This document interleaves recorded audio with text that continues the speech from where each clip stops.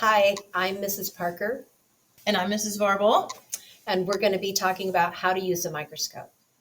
Here are the microscopes that we have in our lab. These are actually all compound microscopes. They all work the same, even though they have different shapes. We're going to really focus on these two that we use almost all the time in PBS class. So I'm going to talk about how to start up the microscope and also how to load your slide.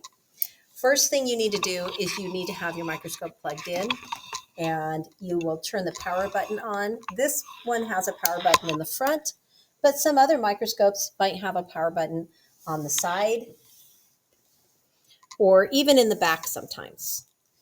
You want to make sure that you can actually see the light come through the diaphragm here. If you can't, you will, like this, you will need to turn the diaphragm until you have a good amount of light. You can actually adjust the amount of light that goes through there. Some things are easier to see with less light. Some things are easier to see with more light. You always want to start with your stage at the lowest level and your lowest magnification objective, which is the shortest one. For our microscopes in class, they all have a red band around them, and they are a 4x objective. You want that to be clicked in place, and you will look at your slide. You can use it looking into the fluorescent lights. Make sure you know where the sample is that you want to see, and then you can put your slide in place so that it is right over the sample you want to look at, and you will put the spring-loaded clips over it to hold it in place. If you can often look at an angle and see your specimen you want to look at, and you can adjust it manually with these clips so it is right over the center of it. I'm going to be talking about how the stage clip and stage movements of your slide are different for different microscopes. I also wanted to point out that you always want to make sure you're holding your slide from the sides. That way you're not getting any grease, fingerprints, dirt, etc. on your sample. It can make it very challenging to see in the future. So I'm going to take my slide, make sure stage is lowered. And this stage clip comes from the side. You just pull on the handle, it pops open. It's going to fit really, really clearly in the corner here. You don't want it kind of hanging out all weird at any weird angle. You're not just setting it off to the side. It's going to fit directly into this crevasse here with the stage clip on it. The controls for the stage on the Wolf microscopes in Mrs. Varble's room are over here on the side. The upper one moves your stage forward and back. The lower one moves your stage left and right. As Mrs. Parker just showed, will allow you to kind of at an angle look down and see exactly when your specimen is being illuminated by the light source. We're always going to start with the red objective first. If you don't start with the red objective, it's often very, very difficult to get your specimen in focus. And then these knobs right here, you have a big knob. This is the coarse adjustment, big knob. When you move it, you can see how much it moves the stage around. Coarse means big. Then you have the fine adjustment here. This barely moves the stage. This is what you use later just to finally adjust your focus after using the coarse adjustment for the red objective. First thing you need to do is you need to look through your lens. You can't focus unless you know what you're looking with.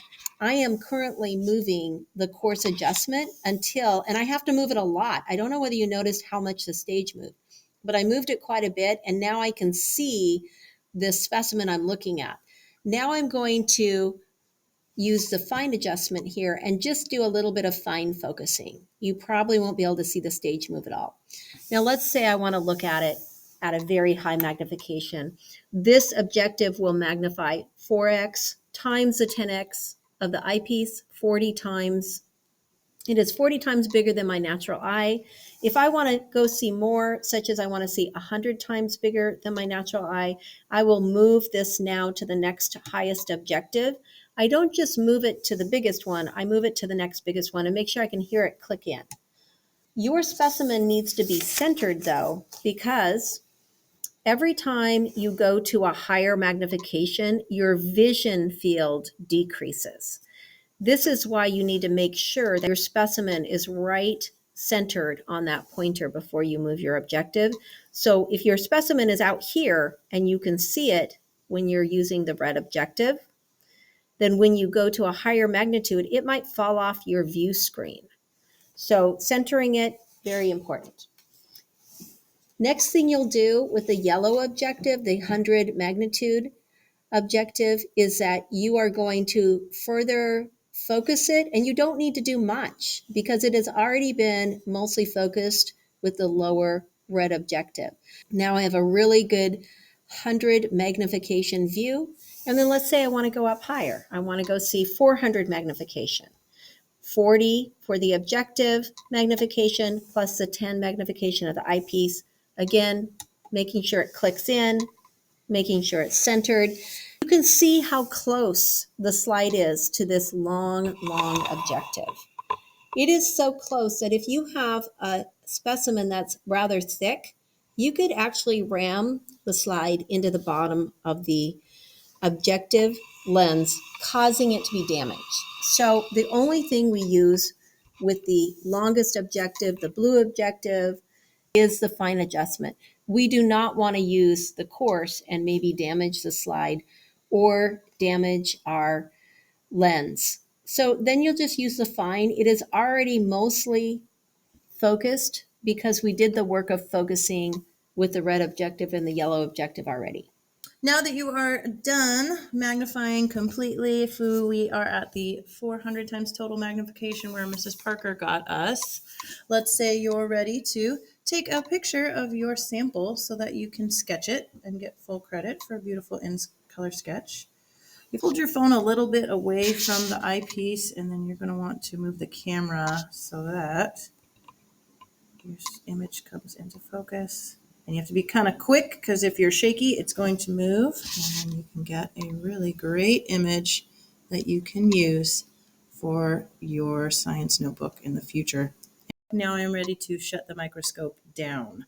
I am going to lower the stage completely using the coarse adjustment. I'm going to go back to the 4 times the scanner, the lowest magnification with the red, remove my specimen, and turn the microscope off. If this is for a lab where the specimens are getting used again and again, and your teacher tells you not to, you can leave your specimen there. Or if it's one where it's a one-time use and you're moving on to a separate slide, you just set the specimen to the side of the microscope where it's not going to get damaged or knocked off onto the floor. Last thing we're going to do is make sure to cover it, especially if it is the end of the day, if you're in a 5th period class, so that microscopes do not get covered in dust and grime while we are away.